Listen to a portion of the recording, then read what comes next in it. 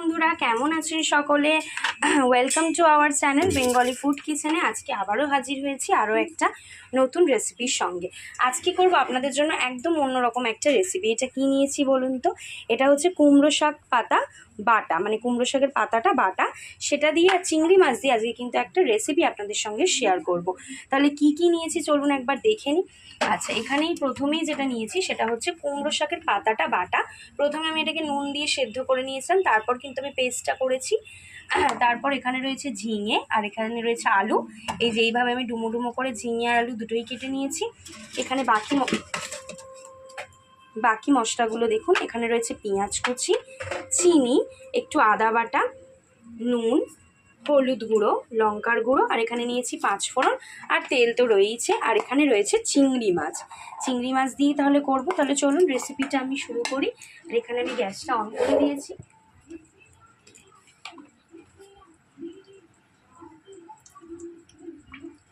কড়াতে দিয়ে দিলাম সর্ষের তেল।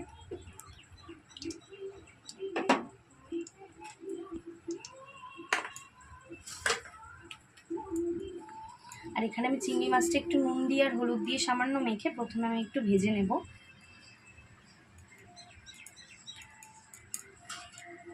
কড়াতে বসিয়ে দিয়েছি তেল, আর এখানে চিংড়ি মাছও কিন্তু মাখা হয়ে গেছে।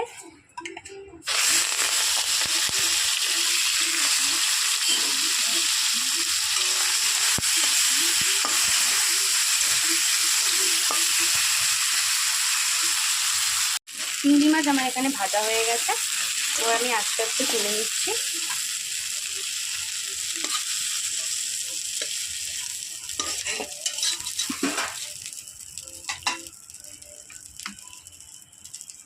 কড়াতে দিয়ে দিচ্ছি তেল।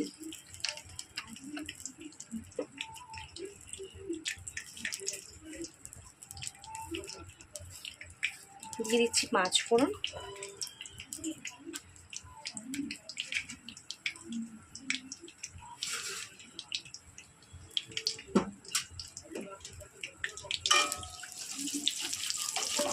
আচ্ছা, কড়াটা আমি একটু আস্তে আস্তে পরিষ্কার করে নিই। চিংড়ি মাছটা ভাজার পর একটু কড়াটা বসে গেছে।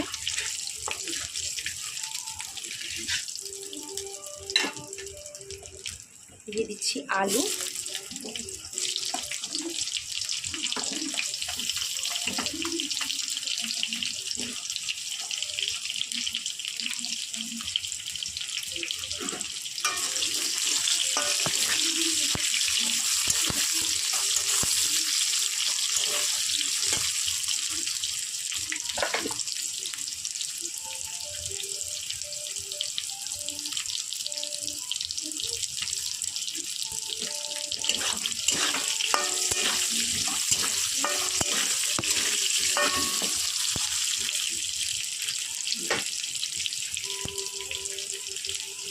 আচ্ছা এরপর আমি দিয়ে দিচ্ছি কুচো করে রাখা পেঁয়াজগুলো, তার উপর থেকে দিয়ে দিলাম।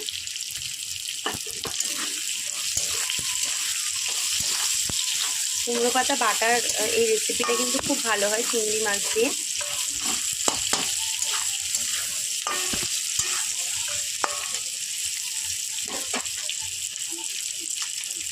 দিয়ে দিচ্ছি স্বাদ মতো নুন।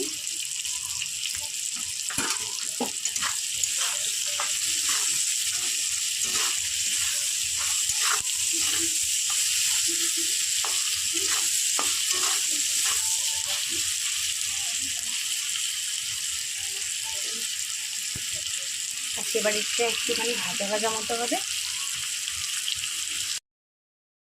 প্রায় ভাজা ভাজা মতো হয়েই এসছে। এবার আমি কেটে রাখা ঝিঙেগুলো এর মধ্যে দিয়ে দেবো।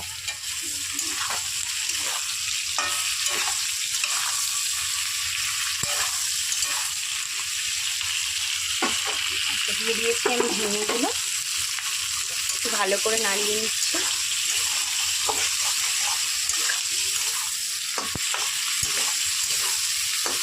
কিছু কিছু সবজি দিয়ে রেসিপিও কিন্তু জাস্ট ভীষণ ভালো হয়, এবং স্পেশালি যারা একদমই খুব একটা সবজি খেতে বা শাক পাতা খেতে ভালোবাসেন না, তারা কিন্তু এইভাবে রান্নাটা করতে পারেন, যার মধ্যে আমিও করি।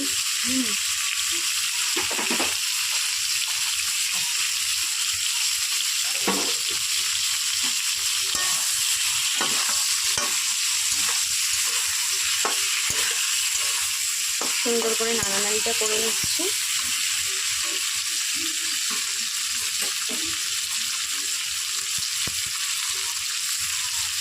আচ্ছা, দিয়ে দিচ্ছি এখানে আদা বাটা, দিয়ে দিচ্ছি লঙ্কার গুঁড়ো, হলুদ গুঁড়ো দিয়ে এবার ভালো করে আমি এটাকে মিক্স করব। আর নুন তো আগেই দিয়েছিলাম।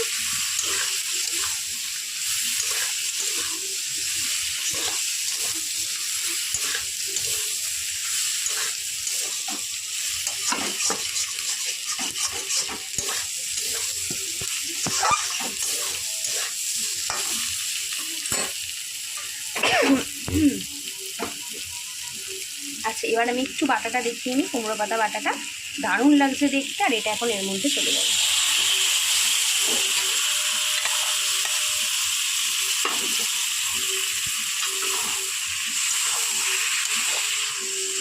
সুন্দর করে মিক্স করে নিই। পাতাটা কিন্তু অবশ্যই প্রথমে নুন দিয়ে সেদ্ধ করে নেবেন, তারপরে কিন্তু ওটাকে পেস্ট করবেন। নয়তো শুধু কাঁচা পেস্ট করলে কিন্তু মিক্সিতে খুব সমস্যা হয়ে যায়, বা যে কোনো ক্ষেত্রে যদি ওটাকে নুন দিয়ে ভাপিয়ে করেন তাহলে জিনিসটা অনেক বেশি ভালো হবে, বেন্ডিংটাও ভালো হবে। তো ওই জন্য আমরা ওভাবেই করেছি। গ্রিন গ্রিন না, দারুণ লাগছে দেখতে। আজকে এবার ভেজে রাখা চিংড়ি মাছগুলো আমি ওর ওপরে দিয়ে দিচ্ছি।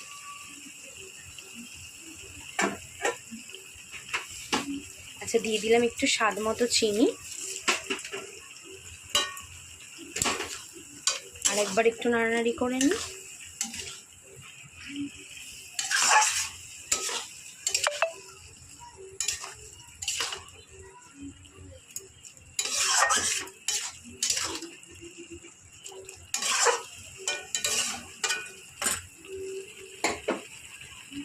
কালারটা কিন্তু সেই লাগছে, মানে সবুজ সবুজ জিনিসের ওপরে চিংড়ি মাছ, মানে দারুণ লাগছে কিন্তু দেখতে।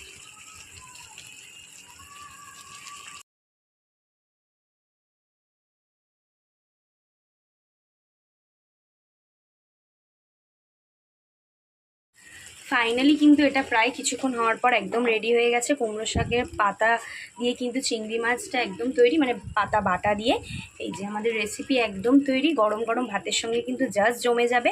তাহলে বাড়িতে আর না দেরি করে কিন্তু চট করে এই রেসিপিটা ট্রাই করুন, এবং কেমন হয়েছে খেতে সেটা কিন্তু অবশ্যই আমাদের কমেন্ট বক্সে জানাবেন।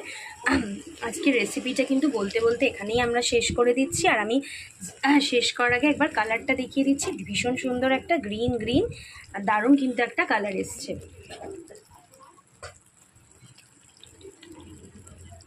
তাহলে কেমন লাগলো বন্ধুরা রেসিপিটা, অবশ্যই কিন্তু আমাদের কমেন্ট বক্সে জানাবেন। আজকের রেসিপিটা কিন্তু এই পর্যন্তই। পরবর্তীতে আবারও দেখা হচ্ছে আমাদের চ্যানেলে নতুন অন্য রকমের রেসিপি নিয়ে। নমস্কার।